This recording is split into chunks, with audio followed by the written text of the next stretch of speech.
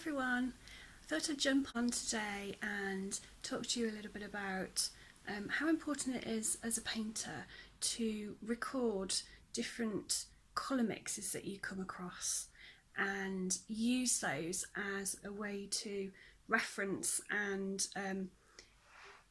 help you in the future with colour mixing. Sometimes you come across a colour that you like by complete accident, and this can be really useful when you're thinking, oh, you know, how did I come across that green?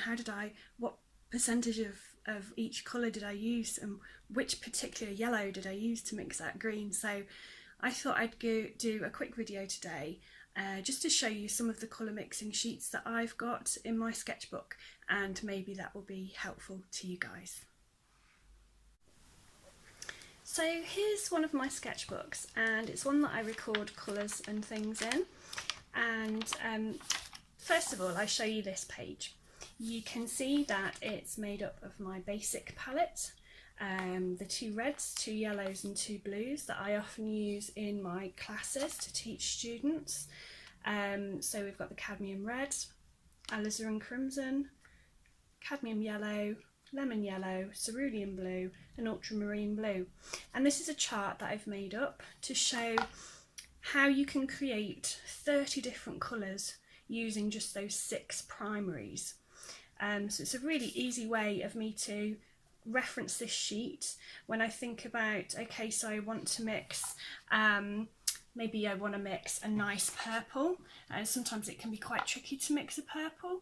And I can see here that if I use, for example, the ultramarine blue, I can get a nice kind of grey tone of purple by mixing it with the cadmium red. So that's that purple. There's other ways of using this sheet as well.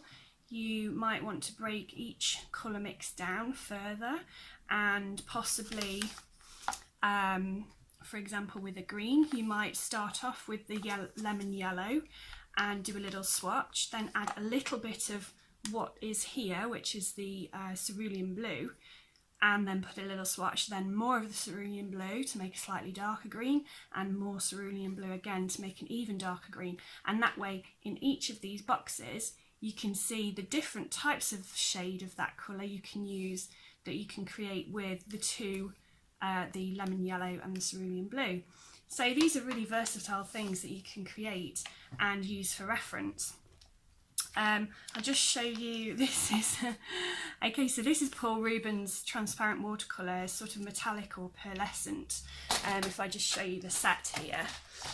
So it comes in this really pretty tin, and it's got a little mixing sections on there as well, and a little swatch card so that you can swatch out what each of those colours are like. So that's really handy anyway to have in there.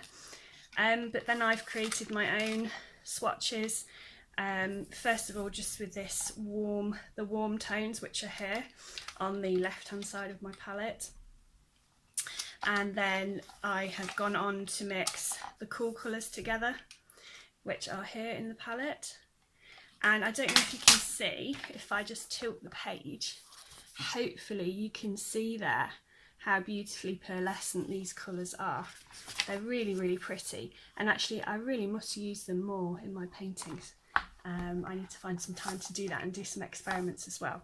But this is a great way to just have a little look and see what sort of colour combinations I can get from that particular palette. I also have, let's find it in here. So this particular sheet is for this extremely basic palette. So you can buy these sort of palettes in lots of different art and crafts shops. I think you can get them from the Works for £2 or £3. You can see they are very, very basic. The colours are quite powdery, so it's sort of more binder in this than pigment, so you get a sort of a powdery finish, which might be nice if you're looking to create colours that are sort of pastel shades. But you can see here what I've done is I've taken each of these colours, if I pop it up the top here, each of these colours correspond to these colours at the top, and I went across to the darker brown there. I didn't bother with the black, and I haven't bothered with the white either. But it shows you how many colours you can create just using this really basic palette. So great if you're starting out. Maybe you don't want to spend a lot of money on your materials to begin with. Maybe you're just giving it a quick try. So that would be good. And it also comes with this metal tin, and the lid is great for mixing as well. Then I have in here several different sheets, and so these are neutral colours that I've created using burnt sienna, raw sienna, yellow ochre, ultramarine turquoise, cobalt, phthalo blue and cerulean blue, and it shows you all the beautiful neutral tones you can get using those colour mixes. So these are the neutral colours that I actually have in my palette: the neutral tint, ivory back and Payne's grey.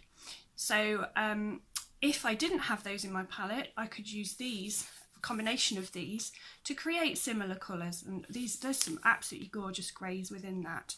Beautiful for landscapes and skies and things and clouds. Really, really pretty. This page is all about orange. So I've got cadmium red, crimson, permanent magenta and permanent rose, mixed with lemon yellow, cadmium yellow, gamboge and yellow ochre. And these are the sorts of oranges that I can create using those particular shades. I have a sheet dedicated to purples as well, and there's some really pretty ones in here. So the cerulean blue and the permanent rose make this absolutely gorgeous purple. I really, really like that one. And also the permanent rose with the ultramarine blue makes quite a pretty shade as well. But this is lovely. The turquoise and the crimson makes an absolutely gorgeous deep blue. Really, really interesting. And again, with the cadmium red, you can get some nice neutrals because cadmium red has a lot of yellow in it. So you mix the sort of, it tends to be quite orange. So when you mix orange with blue, of course, you get this kind of neutral grey tone. So that's my sheet of purples. Got a load of greens going on here, which is very useful, especially when you want to try and mix a nice natural green for a landscape or trees or whatever. And I just wanted to show you all these different sheets and give you some inspiration, and maybe do the same thing with your own colour palette, because obviously your colour palette will be different to anybody else's, and it's always really nice to get these reference sheets done so that you can speed up your whole painting process in the future. I've actually got a sheet here as well, just to show you. So I created this for my newsletter subscribers, and it's PDF format, and these are the colours that I have in this palette, which is the palette I use when I'm teaching my students. So I have the 6 basic colours: cad yellow, cad red, French ultramarine blue, so those are all my warm colours. I have lemon yellow, crimson and cerulean blue are the 3 cool colours in my palette. These are the basic 6 that I recommend for complete beginners because they're great for mixing. But I also have some other colours in this palette. So I've got Payne's grey, sap green, green gold, burnt sienna, quinacridone gold, which is absolutely gorgeous, yellow ochre, permanent rose and quinacridone magenta as well. So this is the palette that I use a lot. And what I've done here is create this mixing sheet for myself, and I have it pinned up in my studio just for reference, just so I can quickly, you know, lift my head and I can really quickly see the 2 colours that I need to mix, for example, a really nice orange or a beautiful green. And what I think I'm going to do, because there are several colours I've missed out, I've only got 10 colours on this sheet, so the 6 basics plus the green gold and the quinacridone gold. I also added on there the permanent rose and the quinacridone magenta, but I've missed off the yellow ochre, the burnt sienna, the sap green and the Payne's grey. So those are 4 extra colours that I have in my everyday palette, and I'm thinking of creating a video to show you guys how to make one of these sheets for yourself and probably create a template for you to download as well to make it a little bit easier. So let me know if that's something that you would like me to do, and I'll get straight on to making that video in the very near future. Okay, well I hope these tips have been useful for you guys today. Give me a thumbs up and a like, and if you found it interesting, if you learned something from my video, then consider subscribing and you'll get a notification every time I upload a new painting video with lots of tips and guides and goodies for you. Okay guys, well take care, see you again very soon. Bye bye.